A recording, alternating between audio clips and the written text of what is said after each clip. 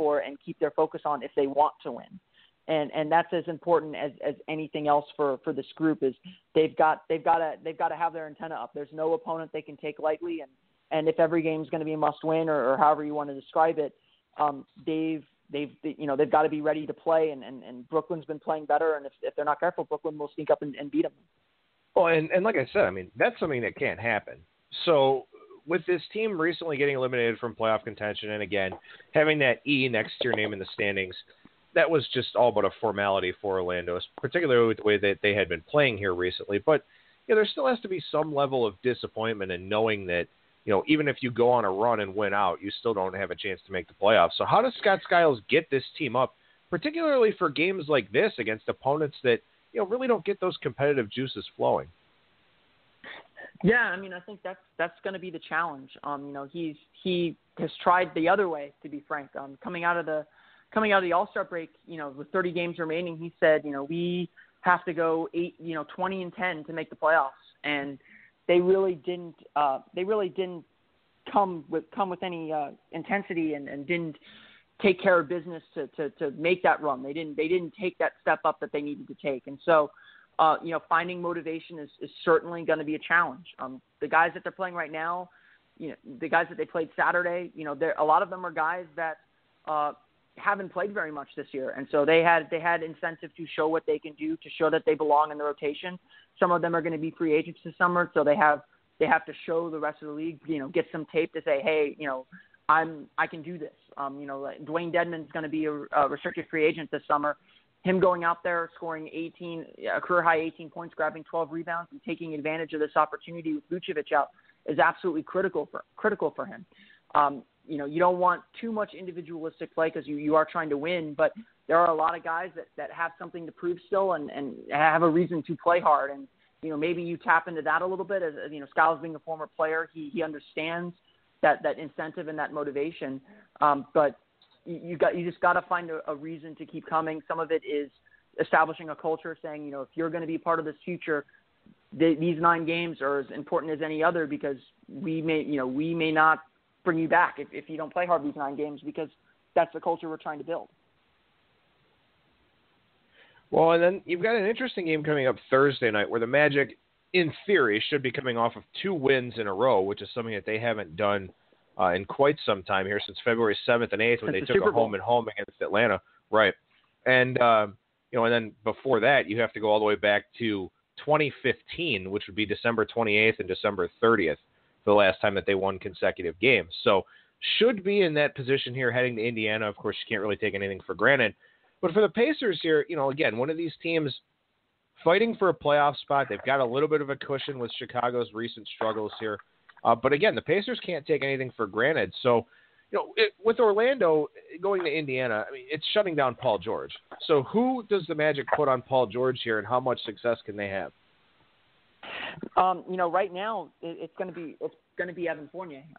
He's been playing a little bit out of position, since Tobias Harris was traded at the 3, and he's had some difficulties with some bigger threes, but he's proven that he's willing to fight too. The Magic have played the Indiana Pacers actually pretty decently all year. I mean, they haven't won a game against them, and Indiana always seems to pull away in the fourth quarter, but they've kept it close. And so, I think that I feel like the Pacers are a team that they owe one to, or that they should be able to compete against and have a chance at winning even on the road.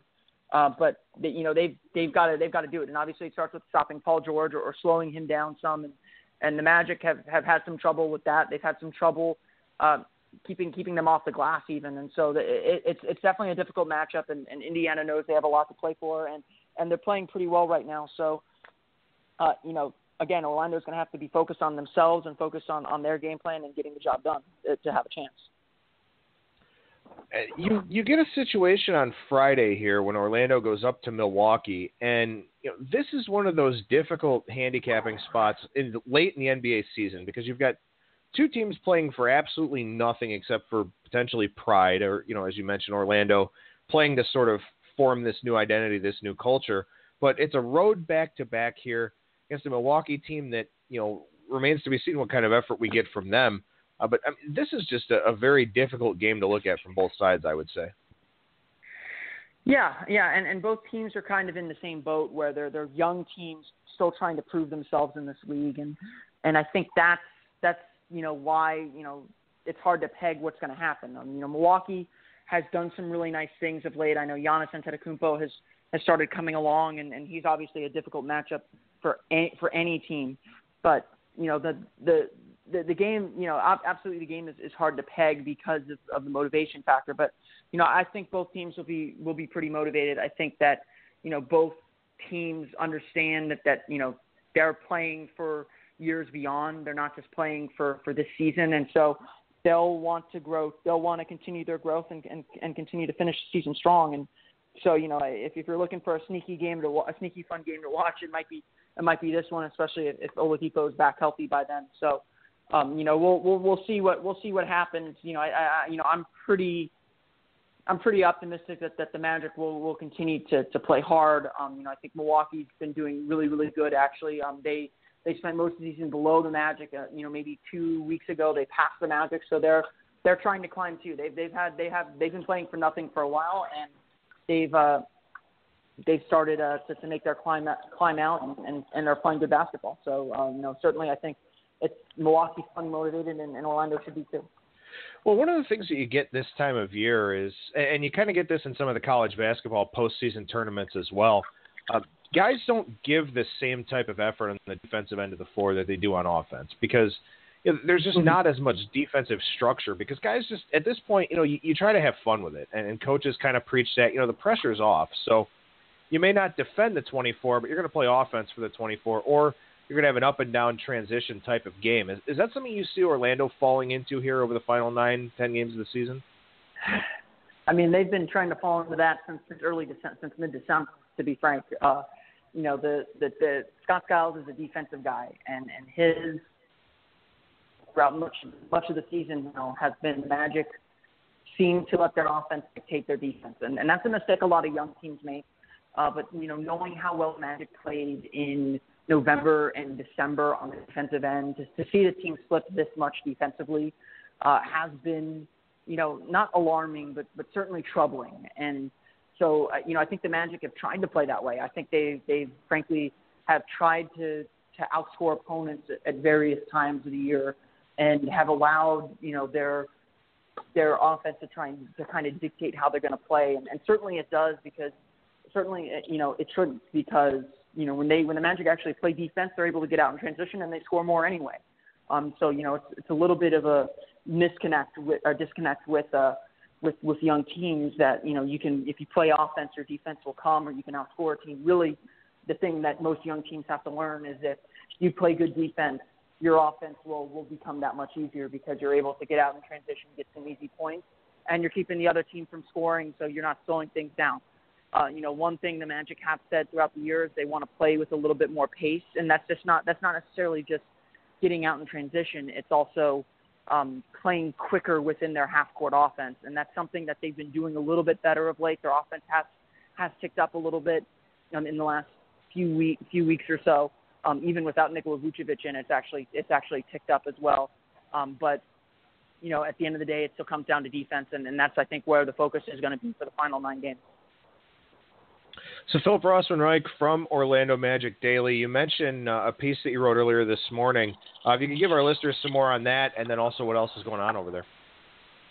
Yeah, I was looking, Nikola Vucevic has been out for the last 12 games, and, Magic fans have, and even me to some extent have been kind of bullish on Vucevic. I think a lot of us recognize that he's a really good player, but has some limitations, and if the team's going to take a step forward, that they may need to look at moving him in the offseason. But however, despite all that, it's pretty clear to me watching the team the last 2-3 weeks that they really miss him, that they need him in the lineup just because he provides some level of consistency and is able to kind of keep the defense really honest. Is a really good rebounder, and the Magic really miss that consistency. And so I looked at the numbers in the last 12 games, and it's pretty clear that the Magic have struggled a little bit more with Vucevic out, and obviously there's some extenuating circumstances in that. But he's been a big boost for this team, and they're really missing him right now. And so I just wanted to make sure I pointed that out to those that are starting to look at the gas being greener on the other side of him. Well, Philip, appreciate your work at Phil R Squared on Twitter, and then at OMagic Daily is the Twitter handle over there. Thanks a lot, Phil. Appreciate your time. We'll talk to you again soon. I'll talk to you again soon. Thank you very much. Well, good stuff there from him. And again, I do apologize for the beginning of today's show. As I said, I wound up testing the Bucket segment, make sure that it uploaded okay, check the volume, all that type of thing. And then Shockwave Flash crashed on my computer, and I was unable to stop the segment from playing, so it wound up playing all the way through regardless of what I did. So, as I said, I will repost Cole Ryan's Bucket segment by itself up at our blogtalkradio.com/BangTheBook channel, and then you can also grab it that way, or you can catch the majority of it here on this edition of Bang the Book Radio. And I know that things certainly got off to a pretty poor start here for this week, so I do apologize for that. That was certainly a problem on my end. Operator error this time as opposed to some of the other issues that we've been having. But, as I said, you heard the majority of it. You heard all the important things of it, including Cole's pick of the day. So become a member of the Buckets Brigade.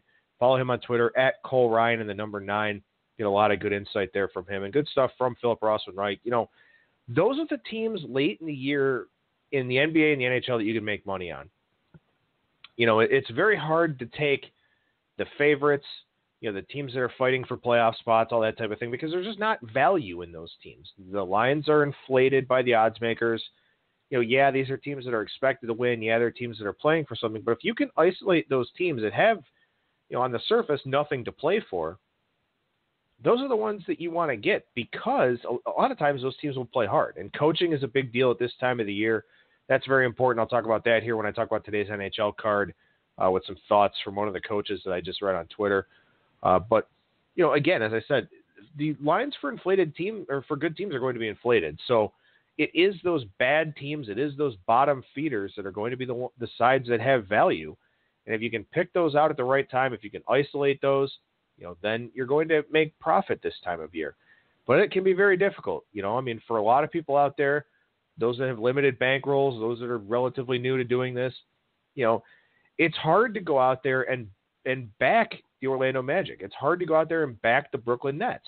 It's hard to go out there and back the Edmonton Oilers or, the Buffalo Sabres or somebody like that. It's not easy to do, and it's something that even professionals struggle with. They understand that those teams are the value sides more often than not, but it doesn't make it any easier, to put your money on those teams or furthermore to sell those picks to clients.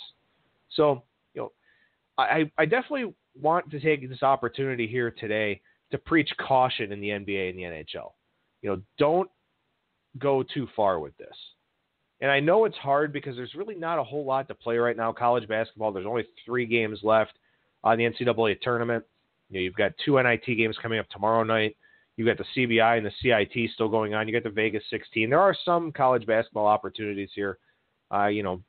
We're past the point of motivation in those postseason tournaments, except for the Vegas 16, because you've got teams now that can taste actually winning a championship in these respective tournaments. So, when you play it out this far, when you play an extra 2-3 weeks of the season, you want it to be for something. So you want that hardware. It's not like when you go to the first or second round of the NIT and you're like, I don't really care. We're past that point in those smaller postseason tournaments. So, there are opportunities in college basketball, but in the NBA and the NHL, it's very, very difficult.